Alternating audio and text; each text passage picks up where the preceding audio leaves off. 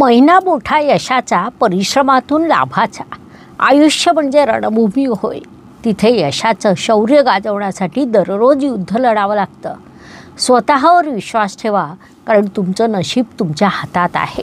ही बाब वृषभ राशीच्या जातकांनी या ऑगस्ट महिन्यात प्रामुख्याने लक्षात घ्यावी. नमस्कार, मी ॲस्ट्रोगुरू डॉक्टर ज्योती जोशी सर्व ज्योतिषप्रेमी व अभ्यासकांचं मनपूर्वक स्वागत करते. आपण ऑगस्ट 2025 या महिन्याचं राशी भविष्य समजून घेत आहोत. आज आपण वृषभ राशीच्या जातकांसाठी हा महिना कसा राहील यावर सविस्तर चर्चा करणार आहोत. विविध दृष्टिकोनातून या महिन्यातील ग्रहस्थितीचं शास्त्रोक्त विश्लेषण करणार आहोत. सोबतच या व्हिडिओच्या शेवटी मी तुम्हाला या महिन्यात करावयाचे विशेष उपाय देखील सांगणार आहे. त्यामुळे व्हिडिओला शेवटपर्यंत बघायला विसरू नका. अजून एक महत्त्वाची बाब म्हणजे विविध दृष्टीने हा महिना तुमच्यासाठी कसा असेल हे आम्ही नेहमी खूप सविस्तरपणे सांगत असतो. त्यानुसार या महिन्यात तुम्हाला काय अनुभव आले ते तुम्ही कमेंटद्वारे आमच्यापर्यंत पोहोचवू शकता, जेणेकरून आमच्या या मार्गदर्शनाचा तुम्हाला लाभ होत आहे ही बाब आमच्यापर्यंत पोहोचू शकेल.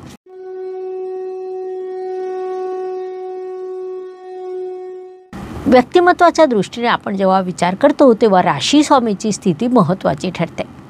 वृषभ राशीचे स्वामी शुक्रदेव या काळात धनस्थानात विराजमान आहे. विशेष बाब म्हणजे त्यांच्यासह तिथे लाभेश देखील उपस्थित आहे. त्यामुळे तुमच्या व्यक्तिमत्वात सकारात्मकता आली तरी आत्मविश्वास हा गरजेपेक्षा अधिक वाढू शकतो. म्हणून अति आत्मविश्वास टाळा. शांत रहा, धीर धरा आणि विनाकारण कुठल्याही वादात उडी घेऊ नका हा सल्ला तुम्हाला देण्यात येत आहे. धन, कुटुंब, वाणी या दृष्टीने विचार केला असता वृषभ राशीसाठी हा काळ लाभदायक म्हणता येईल. कारण राशीस्वामी धनात आणि धनेश धनाच्या धनात ही स्थिती निर्माण झाली आहे, जी अत्यंत शुभ मानली जाते. त्यामुळे या काळात तुमच्यासाठी धनप्राप्तीचे अनेक योग निर्माण होतील. मात्र त्यासोबतच तुमचे खर्च देखील वाढणार आहे. म्हणून खर्चावर नियंत्रण ठेवा. दर महिन्याचं बजेट तयार करा, त्यानुसार खर्च करा. ते तुमच्यासाठी योग्य राहील.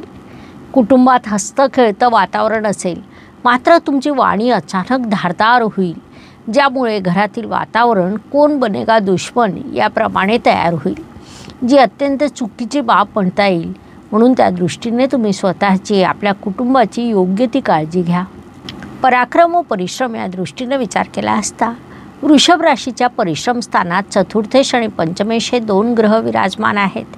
महत्त्वाची बाब म्हणजे तिथे त्यांच्यामुळे केंद्र त्रिकोण राजयोग निर्माण झाला आहे.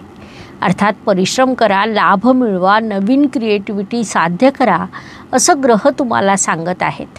थोडक्यात या सर्व दृष्टीने हा महिना तुमच्यासाठी लाभदायक म्हणता येईल.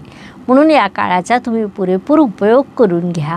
वास्तू, वाहन, जमीन, सुखशांती या सर्व दृष्टीने विचार केला असता वृषभ जातकांना या काळामध्ये घरामध्ये नवीन बदल करण्याचा मोह होईल. नवीन फर्निचर, नवीन रंग, नवीन सोफा सेट अशा गोष्टी तुम्ही घरात आणू शकतात. परंतु तुम्ही खर्चावर नियंत्रण ठेवायला हवं. आईशी तुमचं नातं गोड असेल, तिच्या आरोग्याकडे तुम्ही विशेष लक्ष द्यायला हवं. वाहन चालवताना सावधगिरी बाळगा, नाहीतर कारला काय झालं असं म्हणण्याची वेळ तुमच्यावर येऊ शकते. या सर्व गोष्टी प्रामुख्याने लक्षात घ्या. शिक्षण, संतती, प्रणय या दृष्टीने विचार केला असता वृषभ जातक या काळात उत्तम शिक्षण घेतील. अभ्यासात तुमचं मन लागणार आहे. मात्र मित्राच्या ओढीने किंवा संगतीने वेळ वाया जाण्याची शक्यता नाकारता येत नाही. प्रेमात एखादा जुना वाद विनाकारण उफाळून येईल आणि संवादापेक्षा विसंवाद निर्माण होईल. त्यामुळे कुठल्याही वादात तुम्ही अडकणार नाही याची काळजी घ्या. संतती इच्छुक जोडप्यांना शुभ बातमी मिळण्याची शक्यता आहे. आरोग्य, कर्ज, स्पर्धक, हितशत्रू या दृष्टीने विचार केला असता वृषभ जातकांना या काळात आपल्या आरोग्याकडे थोडं अधिक लक्ष द्यावं लागणार आहे. विपरीत खाण्यामुळे, पाणीपुरी, चाट असे पदार्थ खाण्यामुळे पचनसंस्था त्रास देऊ शकते. म्हणून त्या दृष्टीने स्वतःची योग्य ती काळजी घ्या. घेतलेलं कर्ज फेडताना थोडा त्रास जाणवू शकतो, परंतु तुम्ही योग्य वेळी योग्य तजवीज कराल. शत्रू तुमच्या विरुद्ध कुजबूज करतील, मात्र तुम्ही त्यांना योग्य पद्धतीने मॅनेज कराल.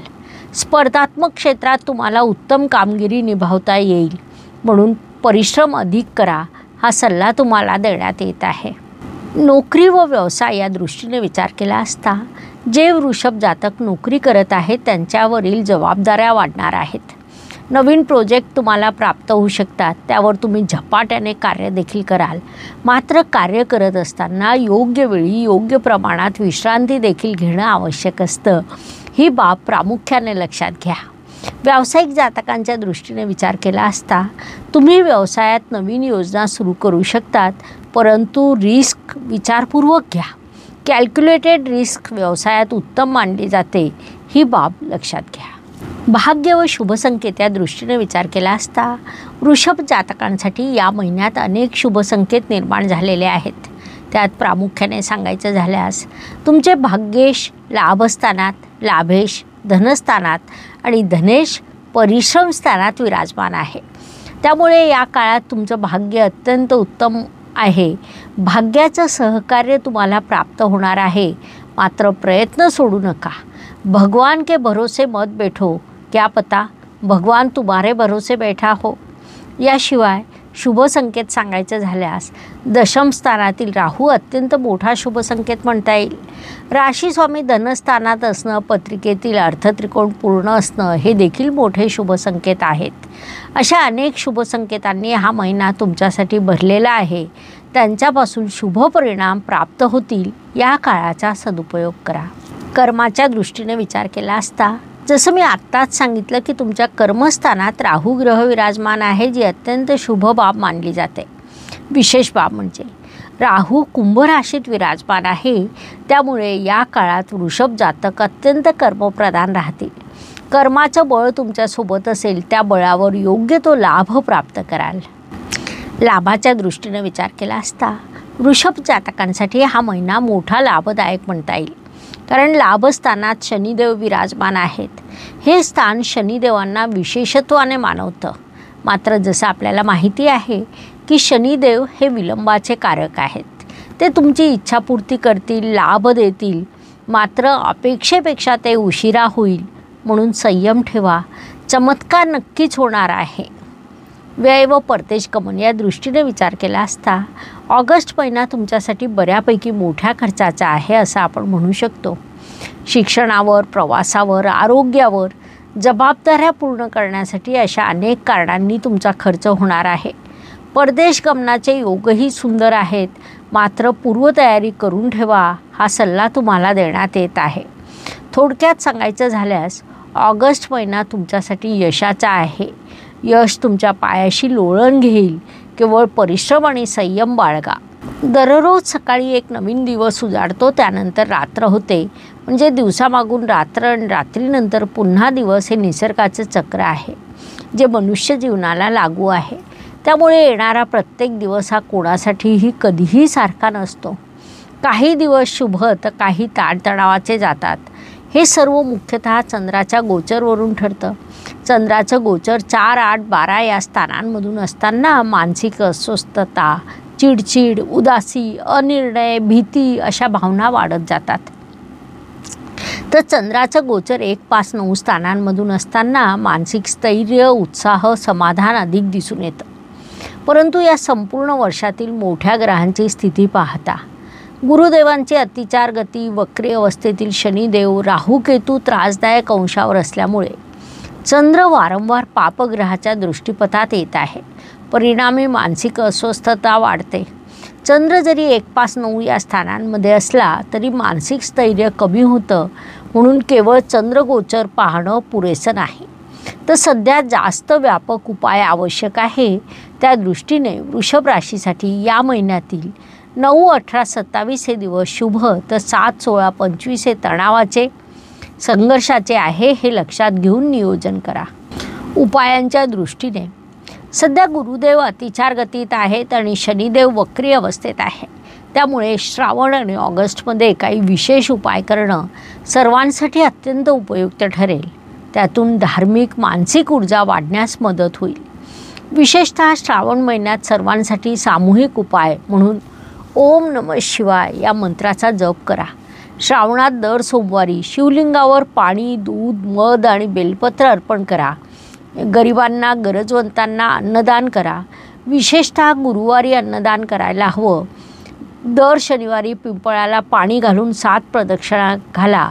हे उपाय गुरुदेवांची अतिचार गती, शनिदेवांची वक्री गती आणि श्रावण महिन्यात तुमच्या मनशांतीसाठी, ग्रहशांतीसाठी उपयुक्त आहे.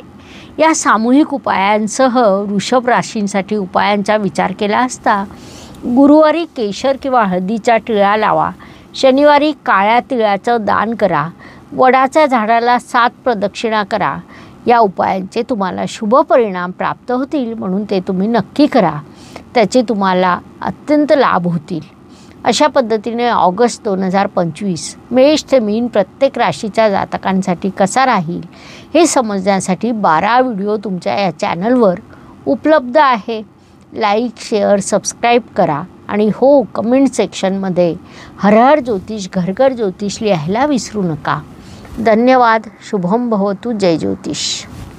नमस्कार. शास्त्राचा अभ्यास करण्यासाठी माझी मराठीतून 11, हिंदीतून 2 अशी पुस्तकं प्रकाशित झाली आहे. विशेष बाब म्हणजे मी स्वतः संशोधित केलेली ज्योती जोशी पद्धती अर्थात जे पद्धती या विषयावर स्वतंत्र ग्रंथ उपलब्ध आहे. त्याचा देखील लाभ घ्यावा. यूट्यूबची कार्यप्रणाली ही मुख्यतः लाईक, शेअर आणि सबस्क्राईबवर चालते. Please like, share and subscribe the channel. धन्यवाद. शुभम भवतु. जय ज्योतिष.